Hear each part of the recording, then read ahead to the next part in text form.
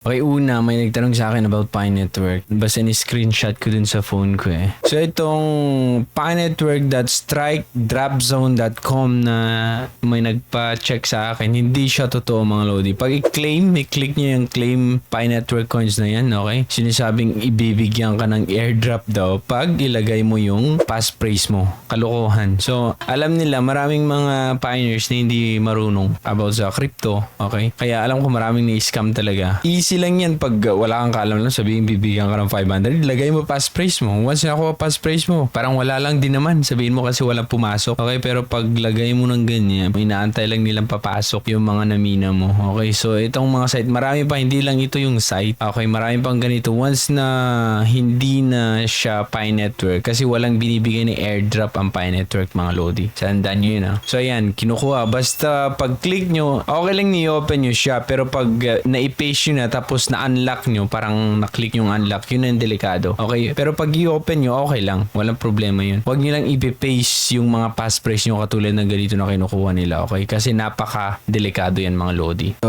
another update is may mga node na nagsisilabasan na din na nag-offer ng node. At kung gusto mong sumali dun sa node na yun, pwede mong i-connect yung account mo sa Pi Network. At sinasabi na napaka-delikado yun kasi pwede nilang ma-access yung account mo mismo. Kaya ingat-ingat sa mga pang-scam or mga pag di kayo aware, huwag nyo nang subukan, okay? Babanggitin natin about negative positive dito, okay? So ngayon naman dito sa post ni Eddie, So, alam nyo ba yung manifesto ng nai-post ng isang pioneers? Nagsama-sama yung mga nag-start sa moderator, okay? Ngayon, yung Pi Manifesto, okay? Pinost nila dun sa Fireside Forum. So sabi niya dito, ang Pi Manifesto na na-post sa Fireside Forum ay natanggal by Central Authority. Bakit nasabing Central Authority? Kasi yung post na yun umabot ng maraming sumuporta. Okay? Pero dito sa Fireside Forum, hindi sana mangyayaring ganun. Once nag-post ka, hindi mo na siya ma-delete. Mag-post ka, subukan mo. Walang delete na nangyayari dun sa post mo. So bakit merong na-remove yung Pi Manifesto? Ang pwede lang makagawa nun, Lodi, is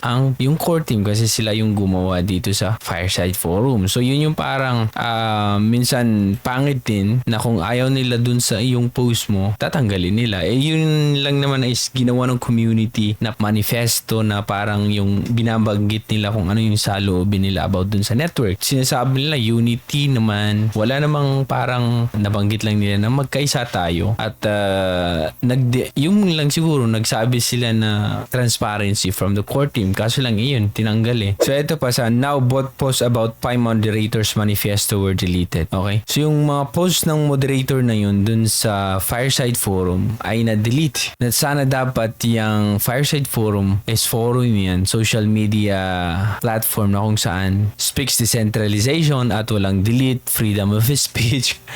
Pero may nagdi-delete mga lodi. So yun yung negative side naman na makita natin kung meron pa talagang may hawak. Okay? So parang tumaliwas dun sa kagustuhan nila yun sa vision ng Fireside. Hindi din maganda yung mga lodi. Okay? So yun yung negative side. At eto, may nagtatanong naman about dito sa price. Okay? So etong price na ito mga lodi is hindi based sa price ng totoong Pi na minimine natin. Okay? Pag titignan yung mga lodi, sinet up lang to ng mga, alam niya, dun sa mga exchanges. Kasi wala pa talaga yung circulating supply, total supply. Hindi ito yung coins na kung saan minimina natin na 100 billion total supply. Okay? So antayin natin kung ano talaga yung price pagdating ng araw mga lodi. Okay? So, pero good thing naman na ganito ang nangyayari yung price. Tandaan natin na yung mainnet hindi pa nag-launch, sabi niya, yung open mainnet. At itong price na to sa mga exchanges ay price yan ng mga IOUs na token. Okay? So ibig sabihin, mga copycat mga to. Okay? Hindi yung totoong Pi na minimina natin. Parang kung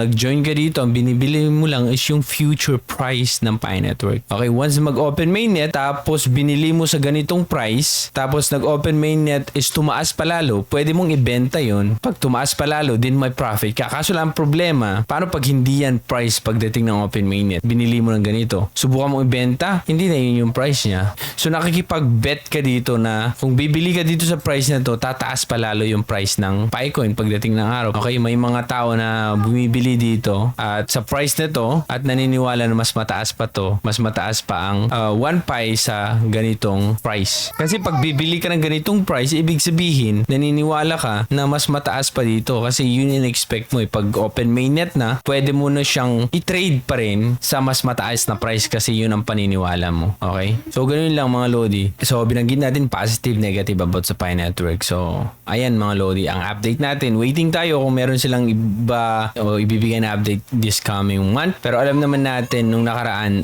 ano yung nakalagay dun sa dun sa application mismo, yung Pi wallet yung ingatan nyo kasi maraming mga nang-scam, yung sinabi ko na, maraming mga website na kung saan kumukuha ng passphrase mga Lodi. Okay lang i-open nyo, wag nyo lang ilagay yung mga passphrase nyo, okay, para ma-check nyo lang. So ayan mga Lodi, ang update natin sa Pi Network. Okay, isa pa, meron tayong bagong mining dito. Alam ko may mga iba na sa inyo nagmamine ng Mine Hexa.